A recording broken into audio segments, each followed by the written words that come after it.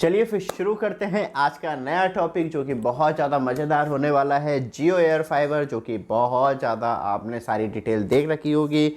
ये हमारा लोकल जो फाइबर कनेक्टिविटी है वो, और ये सबसे पुराना जो आपको अभी पूरी डिटेल मालूम चलने वाली है BSNL एयर वाईफाई डिवाइस की, किस तरीके से कनेक्शन मिलता था, क्या स्पीड मिलती थी, कितने GB डेटा मिलता था। लेकिन एक चीज़ ज़रूर कहूँगा, क्योंकि हमने जियो एयर फाइबर पर मैक्सिमम सारे ही एक्सपेरिमेंट कर रखे हैं, डिवाइस को खोल के और वाईफाई यूनिट जो होती है उसे मतलब मेन राउटर को खोल के, सब कुछ चलती कार में बहुत सारी चीज़ें। तो इसी वीडियो के नीचे एयर फाइबर डिटेल आ रहा होगा, तो जैसे ही आप वहाँ पे क्लिक करेंगे पूरी वीडियो देखने के बाद, तो आपको सारी फुल डिटेल देखने के लिए मिल जाएगी, जो भी हमने सारी एयर फाइबर पे वीडियो बना रखी है। लेकिन जाने से पहले एक चीज़ जरूर कहूँगा, आप हमारे चैनल पे फर्स्ट टाइम आए, चैनल को सब्सक्राइब, वीडियो को लाइक जरूर कीजिएगा रेगुलर अपडेट के लिए। अब चलते हैं आगे वीडियो में। फाइनली आज हम आपके लिए लेके आ गए हैं एक बेस्ट टेस्ट, क्योंकि यहाँ पे बात करी जाए तो ये शायद खड़ा हो जाए तो सीधा ये आपको जियो एयर फाइबर देखने के लिए मिलता है। और ये हमारा अभी फ़िलहाल हम इसे टेस्ट कर रहे थे, तो हमने कहा एक वीडियो बनाई जाए जिसमें कि हम थोड़ा सा निकाल के दिखाएं। तो ये आपको देखने के लिए मिलता है BSNL का, मैं थोड़ा सा पास लुक दिखाऊं आपको, तो ये आपको देखने के लिए मिलता है BSNL का पॉइंट टू पॉइंट कनेक्शन, जो कि फ्रंट आपको यही देखने के लिए मिलता है। मतलब ज़्यादा कुछ डिफरेंस नहीं है इसके अंदर, बिल्कुल सेम ही दिखाई देगा। पीछे आपको ये इंडिकेटर लाइट देखने के लिए मिलती है, मतलब यहाँ पे सिग्नल दिखाता है कि कितने सिग्नल कैप्चर कर रहा है। ये आपको कंप्यूटर कनेक्टिविटी दिखाता है, ये आपको यूज़र कनेक्टिविटी दिखाता है, ब्लू कलर की पावर इनपुट दिखाता है। और यहाँ पर आप इनसाइड देखेंगे तो ये आपको कुछ कनेक्टिविटी पॉइंट देखने के लिए मिल जाते हैं। रीसेट का बटन इसके अंदर दिया गया है, जैसे कि प्रेस करना है, और फुल गीगा पोर्ट आपको मतलब इथरनेट पोर्ट मिल जाती है इसके अंदर। और अर्थिंग के लिए भी ऑप्शन दे रखा है, बट जियो वाले में नहीं दे रखा है।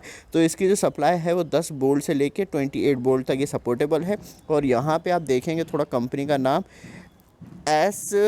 SXTSQ लाइट 5 डिवाइस है, जो कि ये आज की डेट में भी एक्सपेंसिव है, थोड़ा सा यहाँ से टूट गया था। बट सबसे अच्छी बात ये है कि आज तक ये वर्किंग कंडीशन में है।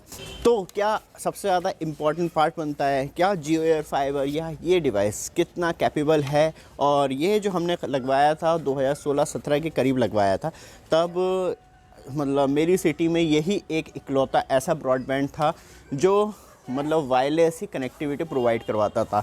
जियो एयर फाइबर अभी रिसेंटली हमें, मैं मोटा बात करूँ तो अराउंड 4 या 5 महीने ही हुए हैं फैलते हुए, एक्सपेंड होते हुए, लेकिन ये हमें बहुत पहले से सर्विस प्रोवाइड करवा रहा है। मतलब मैंने लगवाया था, लेकिन ये शायद 2000 मैं बात करूँ 14 या मतलब तब से 4G एक्सपेंड हुआ था, तब से ही ये इस टाइप के जो मतलब मैं बात करूँ point two point service provide करवाते हैं।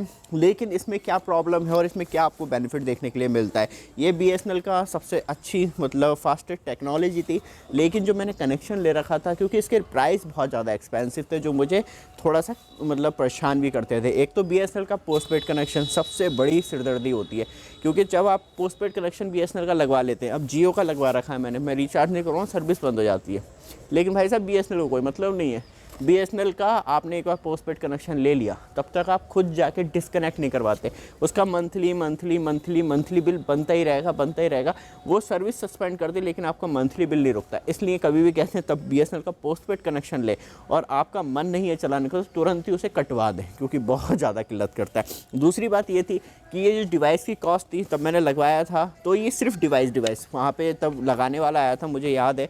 और तब इसके इंस्टॉलेशन के चार्ज जो मांग रहा था वो टोटल 6000 रुपये मांग रहा था, जिसमें ये डिवाइस था और एक राउटर था। बट राउटर हमारे पास ऑलरेडी अवेलेबल था, मतलब TP लिंक का, ये तो एयरटेल का है, तो TP लिंक का राउटर था जो मैंने बहुत पहले ही ख़रीदा था 2011 के अराउंड। तो उससे मैंने डायरेक्टली इसे कनेक्ट कर लिया था, लेकिन मुझे तब भी 5-6 रुपये देने पड़े थे, 1000 रुपये राउटर तो उन्होंने काट लिए थे।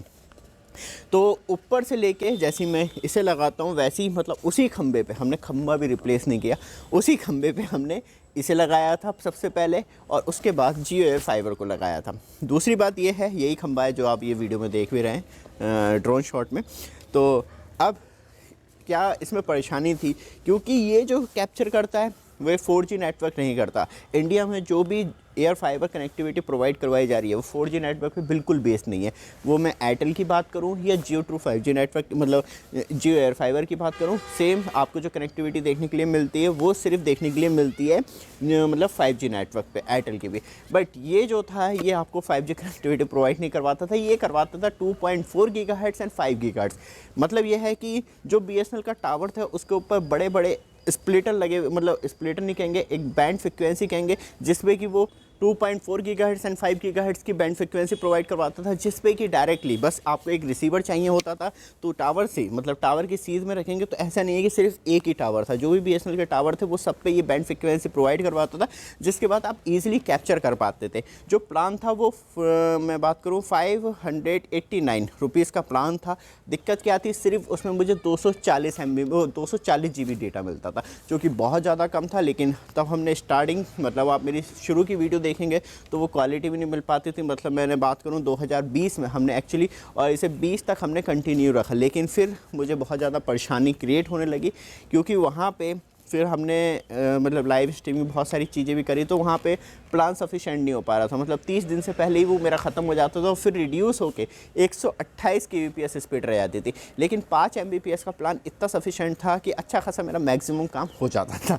फिर उसके बाद हमारा लोकल ब्रॉडबैंड आया, उसका भी हमारे पास एक्चुअली PoE स्विच रखा हुआ है, जो कि फाइबर कनेक्टिविटी वाला था। उसने भी अराउंड मैं बात करूँ 5-5.5 हज़ार रुपये लिए थे कनेक्शन के लिए।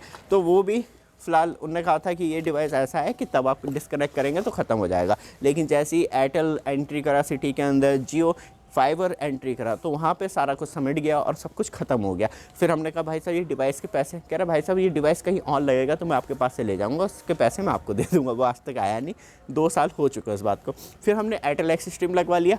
अब जियो ट्रू 5G नेटवर्क, मतलब टेक्नोलॉजी के साथ मूवमेंट बहुत अच्छा रहा, लेकिन मैं आपको दिखाना चाह रहा था कि किस तरीके से एक्चुअली इसके सॉफ्टवेयर आते हैं, किस तरीके से एंट्री वर्क होता है।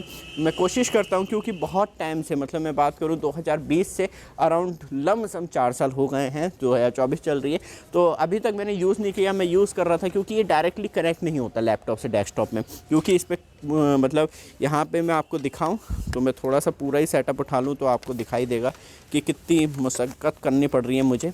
मतलब सेम ही है, कुछ ज़्यादा खास इसमें वो नहीं है। आप यहाँ पे देखेंगे ये जो राउटर का अडेप्टर है, ये हमारा PoE स्विच है TP लिंक का, जो कि इसका ही प्राइस 1500-1600 रुपये एक्चुअली।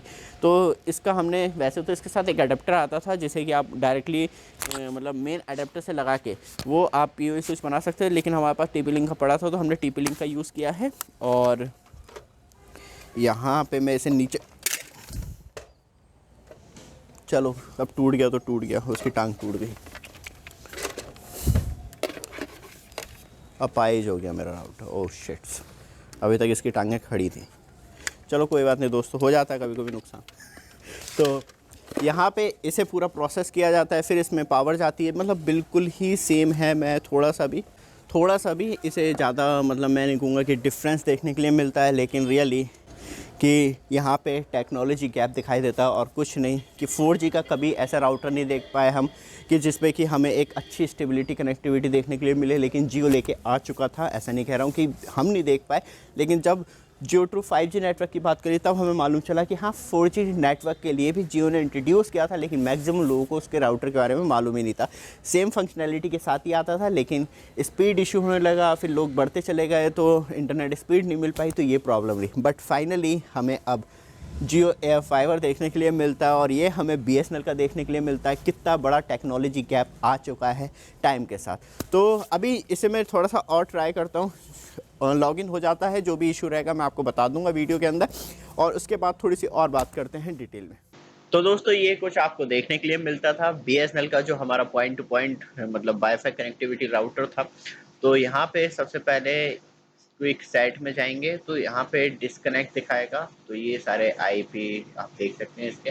यहाँ पे डिस्कनेक्ट करते हैं और डिस्कनेक्ट करने के बाद ये दिखाता है एक्चुअली राउटर की स्ट्रेंथ कि कौन कौन से मतलब जो नियरेस्ट, क्योंकि इस टाइम मैं कमरे के अंदर हूँ, बाहर होता तो वहाँ पे BSNL की भी दिखाता, तो कौन से राउटर सबसे ज़्यादा नियरेस्ट और अच्छी स्पीड मुझे प्रोवाइड करवा रहे हैं। तो यहाँ पे स्ट्रेंथ देख सकते हैं। यहाँ पे मैं थोड़ा सा खोलूँ तो मेरा जी आनंद एयर फाइबर और अभी जो है वो आउटडोर यूनिट निकाल रखी है, तो यहाँ पे मुझे पासवर्ड डालना पड़ेगा, पासवर्ड डालते ही मेरा नेटवर्क कनेक्ट हो जाएगा। और इसकी मतलब स्ट्रेंथ जो है वो आप देख सकते हैं, बिल्कुल टॉप। मतलब यहाँ पे 5 गीगाहर्ट्ज सपोर्ट कर रहा है। तो और यहाँ पे भी, यहाँ पे 2.4 गीगाहर्ट्ज नहीं तो 5 गीगाहर्ट्ज शो कर देता, बट यहाँ पे 5 गीगाहर्ट्ज सपोर्ट कर रहा है। यहाँ पे भी शायद 5 गीगाहर्ट्ज ही सपोर्ट कर रहा है, क्योंकि आनंद एयर 2.4 और 5 गीगाहर्ट्ज नहीं डाल रखा है हमने। तो ये सारी कनेक्टिविटी देखने के लिए मिलती है। Uploading speed unlimited, downloading speed unlimited, एक प्रॉपर कनेक्टिविटी करेंगे नेक्स्ट वीडियो में, जिसमें कि मैं आपको दिखा पाऊंगा।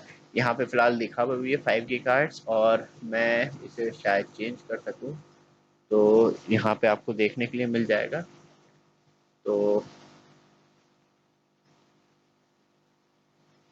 यहाँ पे आप देखेंगे तो शायद दोनों कनेक्टिविटी शो ऑफ कर दे, लेकिन जितनी माइनस में चलती चली है वहाँ पे वीक है, और जितनी आपको पॉजिटिव देखने के लिए मिल रही है उतनी अच्छी कनेक्टिविटी आप यहाँ पे देख सकते हैं। तो फाइनली आपने BSNL एयर वाईफाई की सारी फुल डिटेल देखी, किस तरीके से वर्क करता था, क्या क्या नई चीज़ें देखने के लिए मिलती है।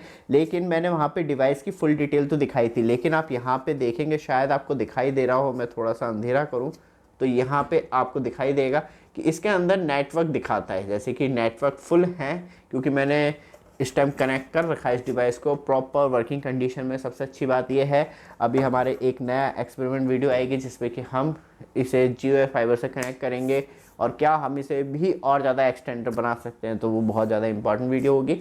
लेकिन जो मैं बात कर रहा था वीडियो के अंदर, जो हमारा लोकल ब्रॉडबैंड एयर फाइबर मतलब फाइबर कनेक्टिविटी थी, तो ये वही डिवाइस है जो कि मतलब बात करूँ मैं, OUN डिवाइस, POE भी कहते हैं, बहुत मतलब अलग अलग नाम है इसके, जो कि ये डिवाइस देखने के लिए मिलता है। ONU डिवाइस, जिसके द्वारा फाइबर आती है, फिर ईथरनेट जो है किसी भी मेन राउटर में जाती है, वही चीज़ इसके अंदर देखने के लिए मिलती है। लेकिन इसमें फाइबर से कनेक्टिविटी देनी होती है, और इसमें डायरेक्टली पूरा वायरलेस जो BSNL के मेन टावर होते हैं उससे कनेक्टिविटी देखने के लिए मिल जाती है। तो ये पूरा आपको सेटअप देखने के लिए मिलता है। ये हमारी फर्स्ट जनरेशन थी, ये सेकेंड जनरेशन थी, फिर थर्ड जनरेशन मतलब एयरटेल एक्सिस स्ट्रीम भी है, और जियो फाइबर भी कनेक्टिविटी डिवाइस हमने ले रखा था। उसके बाद फिर फाइनली हमारी फोर्थ जनरेशन में ये आ चुका है, जिसके द्वारा आज की डेट में हम नेट चलाते हैं। लेकिन सबसे पहले जो चलाते थे हम, वो एयरसेल की सिम से चलाते थे। 19 रुपये का रिचार्ज आता था, शायद पूरे महीने चलता था। वो बात अलग है कि 64 kbps की स्पीड मिलती थी, लेकिन बहुत चलाया उसे मैंने। तो ये सारी मतलब टेक्नोलॉजी टाइम के साथ अपडेट होती चली जाती है, लेकिन चीज़ें छूटती चली जाती है, तो उन्हें मतलब समेट के आपको दिखाते रहते हैं। तो इसका इंपॉर्टेंट इंटरफेस था जो आपने देखा डिवाइस का किस तरीके से वर्क करता है। और आज भी सबसे अच्छी बात यह है, वो बात अलग है कि अब इसके अपडेट आना बंद हो गए, मैक्सिमम चीज़ें बंद हो गई हैं कि अब नहीं आ रही हैं। लेकिन बात की जाए तो डिवाइस की कंडीशन ही देख सकते हैं, ये कम से कम 3-3.5 साल तक ऐसी छत पर सिकता रहा है, तो पूरी तरीके से येलो हो गया है, बिल्कुल इसकी तरह ही आया था ये। और क्या कंडीशन हो गई इसे यूज़ करते करते। और मतलब बात की जाए तो 3-3.5 साल से मैंने इसे बिल्कुल भी यूज़ नहीं किया। तो आज हमने सोचा कि एक वीडियो बनाई जाए किस तरीके से कनेक्टिविटी। देखिए मैं स्पीड नहीं दिखा पाया, कोई बात नहीं, नेक्स्ट वीडियो में तब मैं पूरा एक्सटेंड करूँगा इसे, तो आपको एक प्रॉपर वीडियो मिल पाएगी जिसमें कि आप पूरी फुल डिटेल जान पाएंगे। तो यही कुछ था आज की वीडियो में, लेकिन नई वीडियो और ज़्यादा एंटरटेनमेंट वाली होने वाली है। तो ये वीडियो आपको अच्छी लगे, रेगुलर अपडेट के लिए चैनल को सब्सक्राइब, वीडियो को लाइक जरूर कीजिएगा। धन्यवाद।